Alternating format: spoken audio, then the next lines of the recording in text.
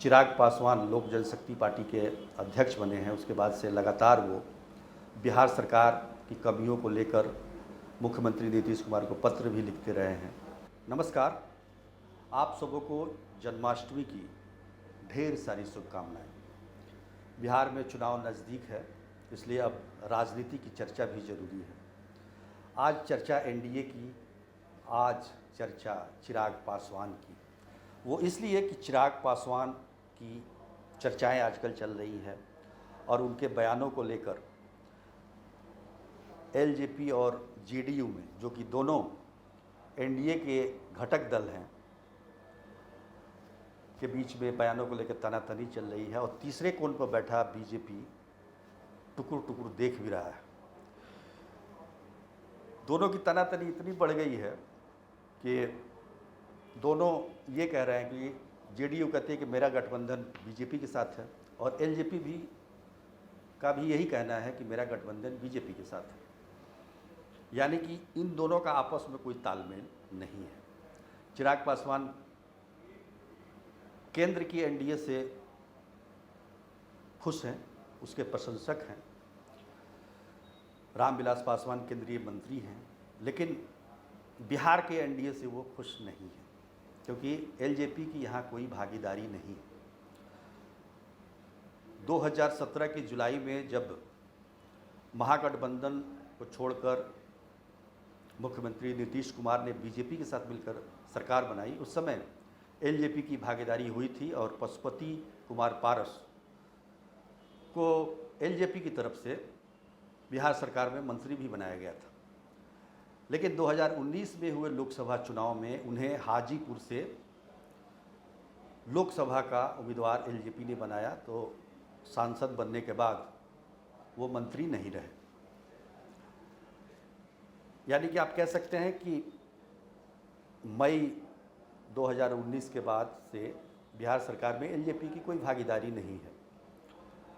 यहाँ तक कि नीतियों के निर्धारण या किसी बैठक का भी ऐसा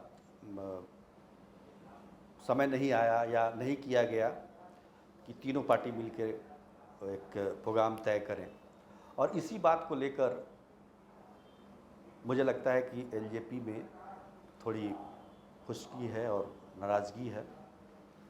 ख़ासतौर पर जब से चिराग पासवान लोक जनशक्ति पार्टी के अध्यक्ष बने हैं, उसके बाद से लगातार वो बिहार सरकार की कमियों को लेकर मुख्यमंत्री नीतीश कुमार को पत्र भी लिखते रहे हैं। कोरोना के इस काल में चाहे बाढ़ में लोगों को राहत पहुंचाने को लेकर भी उन्होंने सवाल उठाए। तो कई तरह की बयानबाजी चल रही है, उसका जवाब जेडीयू की तरफ से आ रहा है। जेडीयू के सांसद ललन सिंह ने कह दिया कि चिराग पासवान कालिदास हैं, यानी कि वो जिस डाल पर बैठते हैं उसी को काट रहे हैं। यानी कि वो एनडीए में है और एनडीए के खिलाफ ही बोल रहे हैं। दूसरी तरफ चिराग पासवान का कहना है कि अभी कोरोना की स्थिति है और ऐसे में सरकार को कोरोना संक्रमण फैलने से रोकने पर काम करना चाहिए, अभी चुनाव में नहीं जाना चाहिए। जनता में नाराज़गी है, ख़ासतौर पर बाढ़, जो 75 लाख लोग बाढ़ से प्रभावित हैं वो लोग नाराज़ हैं, तो इससे एनडीए को घाटा हो सकता है। लेकिन ये तो हुई एक बात। दूसरी बात ये है कि उनका ये कहना है कि एनडीए का कोई कॉमन मिनिमम प्रोग्राम नहीं है, जो कि चुनाव के पहले तय हो जाना चाहिए कि हम क्या करेंगे आगे, ताकि दलों की इसमें भागीदारी हो। ये लगातार मांग करते रहे हैं चिराग पासवान। और सबसे बड़ी बात जो ये है कि आप अगर देखें तो 2010 में जेडीयू और बीजेपी ने एक साथ चुनाव लड़ा था, उनका सीटों का फार्मूला बिल्कुल तय है। लेकिन 2015 में नीतीश कुमार महागठबंधन में चले गए तो फार्मूला कुछ और हो गया। अब इस बार क्या होगा सीटों के बंटवारे का फार्मूला 2020 में, ये देखना काफ़ी दिलचस्प है और इसी को लेकर सभी दल संशय की स्थिति में है। 2019 में हुए लोकसभा चुनाव में जेडीयू को कि जो वो एनडीए में शामिल हुई और तो काफ़ी सीटों का हेर-फेर करना पड़ा, कुछ बलिदान बीजेपी ने दिया, एलजेपी को भी कुछ बलिदान देने पड़े। अब विधानसभा में क्या होगा, इसकी लड़ाई है, क्योंकि पहले तो घटक दलों में ये लड़ाई होती है कि कौन कितनी सीटों पर चुनाव लड़ेगा, और मुझे लगता है ये सारी जो बातें जो चल रही है, बयानबाजी जो चल रही है, वो सीटों को लेके ही है, ताकि दबाव बनाया जा सके और अधिक से अधिक सीट पाया जा सके। हर एक राजनीतिक दल की ये ख्वाहिश रहती है कि उनकी भागीदारी ज़्यादा से ज़्यादा हो। तो ऐसे में चिराग पासवान ये कर रहे हैं तो कोई गलत बात नहीं है। दूसरी बात ये है कि चिराग पासवान युवा नेता हैं और पार्टी को उन्हीं को आगे ले जाना है।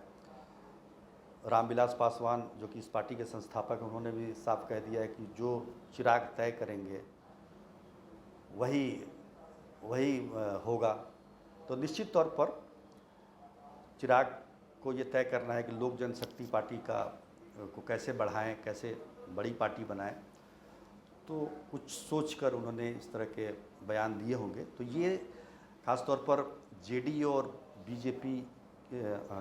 और बीजेपी में रिश्ते तो अच्छे हैं, एलजेपी और बीजेपी के रिश्ते अच्छे हैं, लेकिन जेडीयू और एलजेपी के रिश्ते अच्छे नहीं हैं, जिसको लेकर ये तल्खी लगातार बढ़ती जा रही है। और निश्चित तौर पर कहीं ना कहीं बीजेपी को इसमें हस्तक्षेप करना होगा ताकि मामला बिगड़े नहीं। वरना चिराग पासवान ने तो यहाँ तक कह दिया कि वो बिहार के सभी सीटों यानी 243 सीटों पर भी चुनाव लड़ने के लिए तैयार है। देखिए क्या होता है। आज के लिए बस इतना ही। धन्यवाद।